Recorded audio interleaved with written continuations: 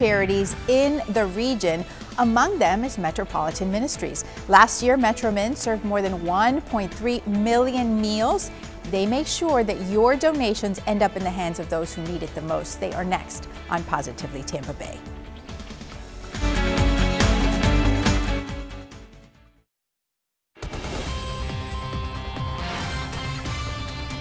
Good morning, everybody. All month long, we've been collecting non-perishable food items to help feed hungry kids this summer. With the help of our sponsors at Seacoast Bank, we've surpassed our goal for the campaign, collecting enough to provide 35,181 meals. There is still time to participate in our campaign. You can visit abcactionnews.com/food and click on the donate button. We want you to know that every dollar you give helps to buy food for 10 meals. The campaign ends on June the 30th.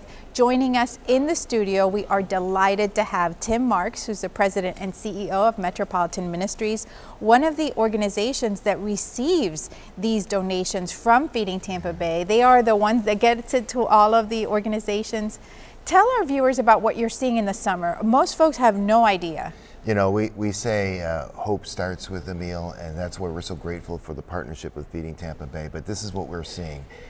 Every morning when we open up our outreach center, there's a line of 50 to 75 families in line looking for help, and we hope to provide them some hope. And we can do that with our partners, your viewers, everybody coming together. In the summer, what's going on at home that this need comes way up? So immediately when school ended and kids are at home, we immediately saw the spike, 13% increase in outreach services, a doubling of number of families that are looking for shelter.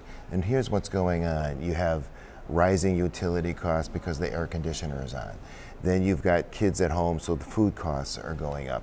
And families that were paycheck to paycheck. I have school teachers and substitute teachers and bus drivers coming in. I have working families that mom and dad are both working. The kids are at home. Utility costs are up, food costs are up, and they're struggling. And they need food, they need utility assistance. And some, like this mother that came in this week, she wanted a gas card. Well, then that begs the question, why do you need a gas card? She was sleeping in a parking lot, and she wanted to turn the air conditioning on from time to time. Windows were down. She had a 2-year-old and a 5-year-old. They had mosquito bites all over. They hadn't eaten all day. I mean, this summer issue is so severe that you all have an emergency fund. Can you tell us? Absolutely. You know, up north they have their winter relief. Here, really, it's summer is the big issue for families in crisis. So we have a relief fund that people can give to. There's another philanthropist that stood up to help create a match. If people want to go to metromin.org, they can give a gift. It will be doubled. For $30 a day, we can put a family in shelter and stabilize that family and give them that hope that started with the meal, that can end up with shelter and other wraparound services that we can provide. We're grateful for the partnership. This has been such a learning process for all of us, you know, to learn about the food insecurity and how it affects 1 in 4 children in our community. So thank you for all that you do. It's so wonderful to hear that Metropolitan Ministries is just one of more than 500 community partners that receive food from Feeding Tampa Bay. And we'll be back right after this.